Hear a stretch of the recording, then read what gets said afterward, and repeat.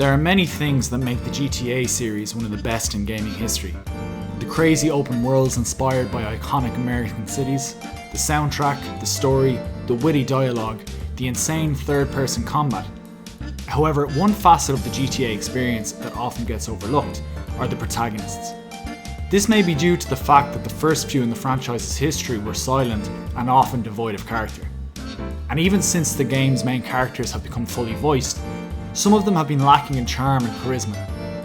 That being said, an intriguing or charismatic protagonist can elevate the game to new levels of immersion, and there have been some really great main characters over the years. For this list, I'm only going to be focusing on characters from the 3D games, which means any pre-GTA 3 characters will not be on this list. I realise that there may be one person out there whose favourite character in the series is some guy in GTA London, but I really just don't care. So with that caveat in mind, let's rank the 10 best protagonists in the Grand Theft Auto series from worst to best. Honourable mention, Claude from Grand Theft Auto 3. The first 3D GTA game may be an all-time classic for how it completely innovated the third-person sandbox genre and how it shook up the industry like no other game before. But let's be honest, Claude had nothing to do with that. Dude doesn't say a word.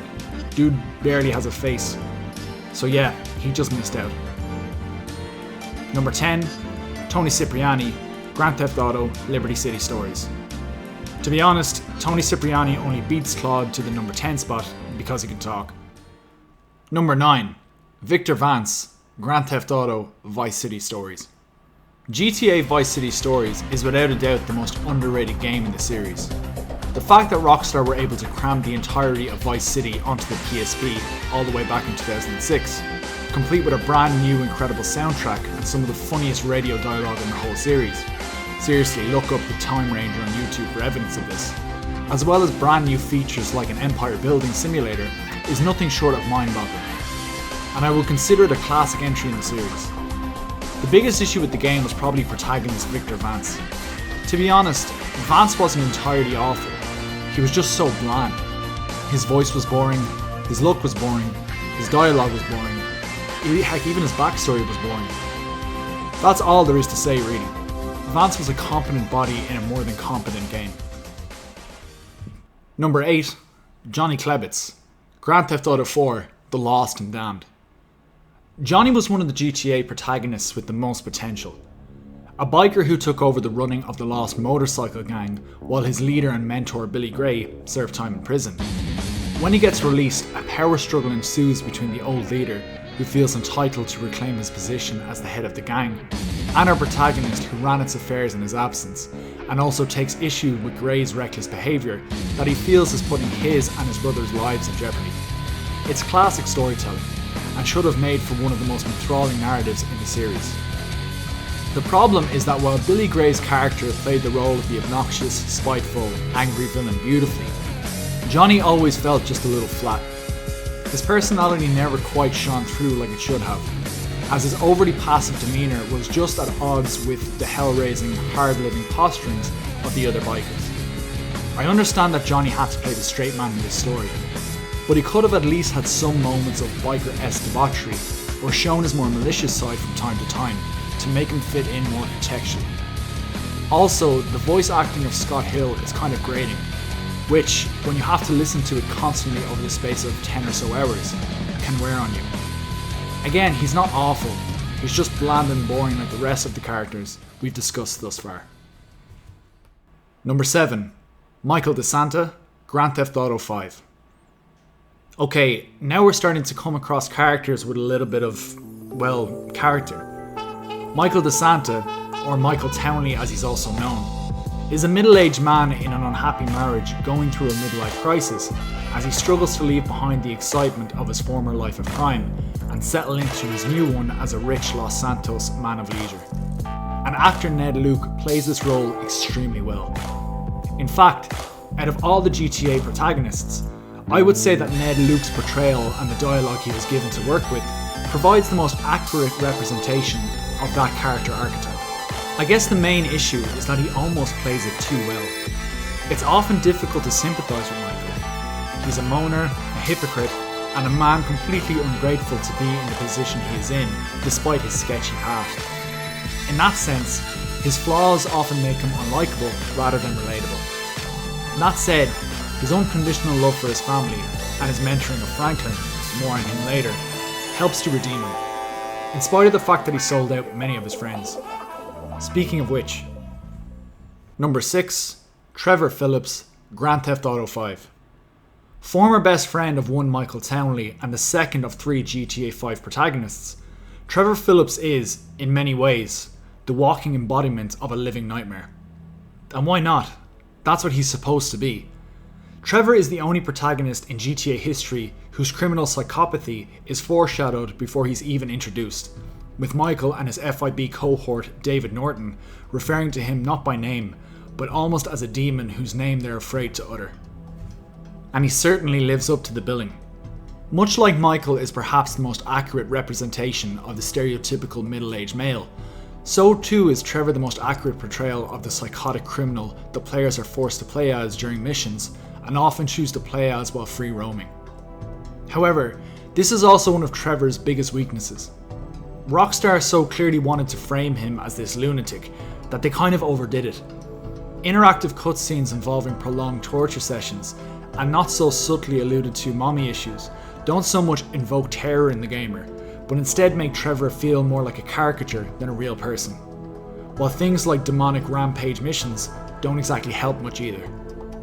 Some have pointed to the ludonarrative dissonance in gaming, the idea that a protagonist is portrayed as good from a narrative standpoint, while us who control him are also capable of making him or her do horrible or evil deeds, as a defense of this.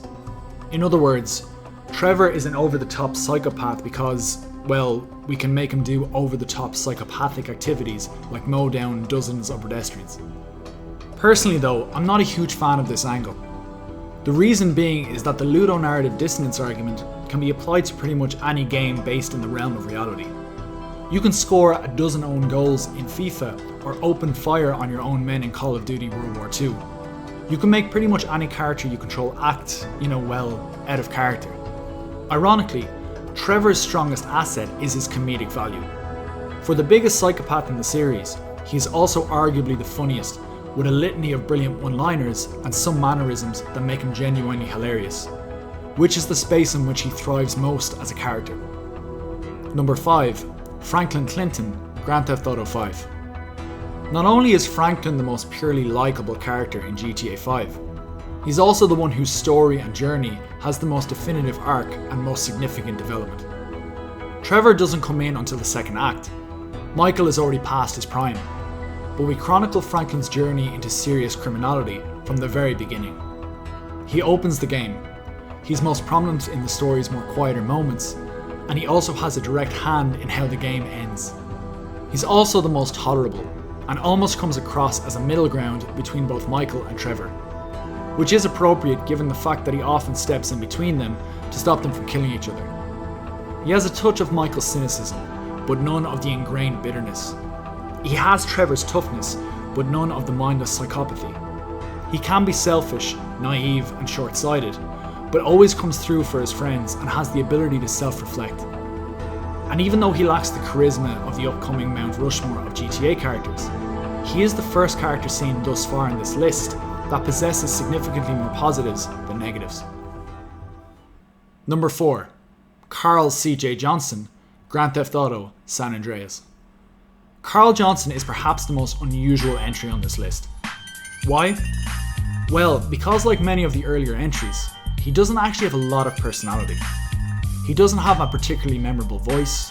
He doesn't even really have a whole lot of dialogue, with most of the heavy lifting being done by his castmates of friends and enemies in the verbal department.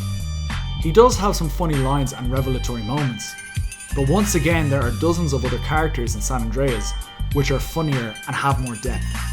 So why did I rank CJ so highly? The reason for that is that CJ is a protagonist who is coloured by his environment more than any other in the whole franchise.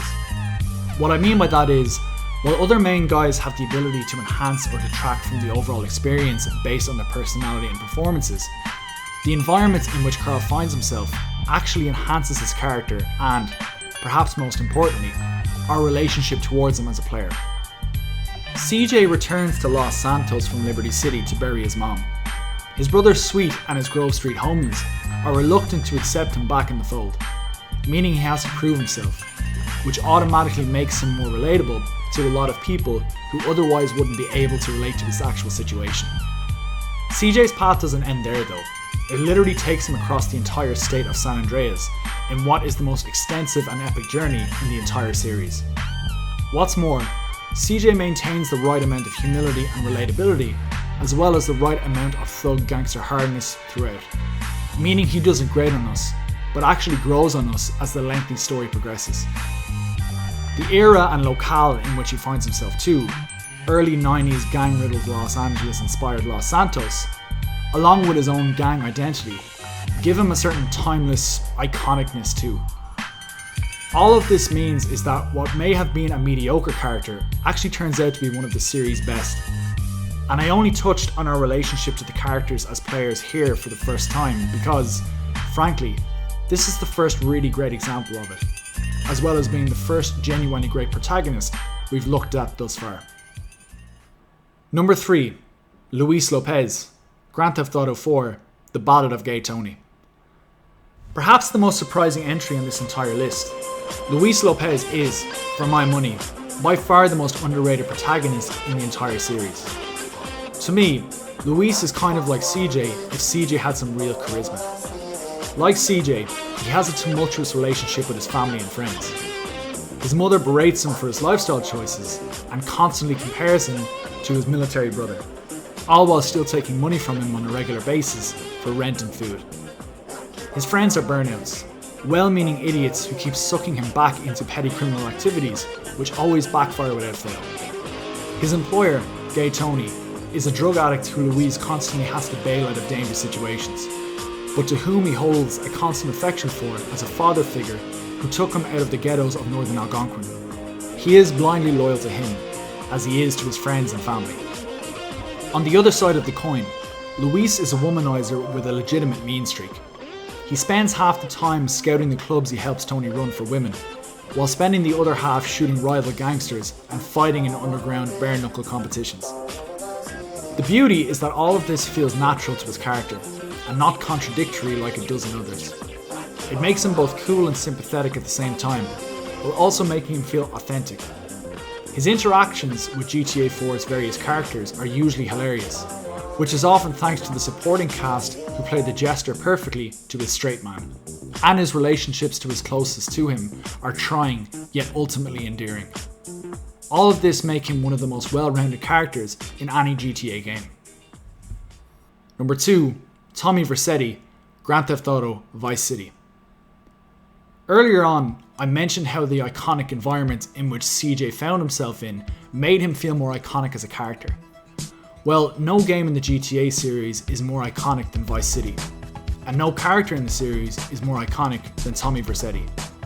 Vercetti toes that very difficult line between ruthless psychopathy and likability. Let's be honest, Tommy's a bit of a dick. He's not compassionate, he's not particularly loyal, and he has no moral qualms about hurting anybody. However, we still somehow love him. He's like that one person you know that no matter how out of line they get, they never seem to get reprimanded for it. There's just something about their aura that allows them to get away with more than the layman. This is the case with Vercetti. He's cool, charming, stoic, but also unintentionally funny at times. What's more, I think it's Tommy's honesty that makes him so likable. He's totally greedy, lusting after money and power, but he doesn't posture like he's anything else. In that sense, he is like the video game equivalent of Tony Montana from Scarface, the man who he is largely modelled after. Speaking of Tony Montana and Scarface, Vercetti also benefits from the same thing CJ did. The 80s Miami-inspired Vice City, complete with its neon, drugs and nightlife, rub off on Vercetti in his appearance and attitude. In his chosen profession, he is the ultimate high achiever, and will stop at literally nothing to make it to the top. And that's what we love about him. Number 1, Nico Bellic, Grand Theft Auto 4. The best video game in the entire franchise fittingly also has the best protagonist in the entire franchise. Now, for those of you who haven't turned off the video in disgust, let me explain why. First of all, let's get the biggest criticism of Nico as a character out of the way. and that comes back to the ludonarrative dissonance argument. Out of all the characters we've mentioned, Nico is by far the most level-headed, compassionate, and prone to remorse. In fact, when you first kill someone in a mission, Nico says out loud, "I promise I wouldn't kill anyone here." Again, some fans struggle with this because at any point before or after this mission, you can make Nico go on a rampage and kill dozens of people. However, I use my previous argument about most games being prone to ludonarrative dissonance again as a counter-argument. If that doesn't work for you, then I'm simply going to overlook this flaw because his strengths as a character are so significantly more important than this. Nico is the most well-developed character in the series. He has the most interesting backstory, which is teased across cutscenes throughout the game. He has one of the strongest motivations in the entire series. He has by far the best dialogue to work with out of any GTA game. He is also by far the wittiest character too. His voice actor Michael Hollick puts in what I believe to be the best performance for any main character in the franchise, despite not always nailing the accent. His moods, which switch from depressive world weariness to the naivety of a newly landed Eastern European immigrant who just landed in America, to his post-traumatic stress disorder-esque outbursts during combat, to his humorous cynicism, make him one of the series' most well-rounded characters. His story arc is also the most well-developed, having a definitive beginning, an intriguing middle, and a satisfying end.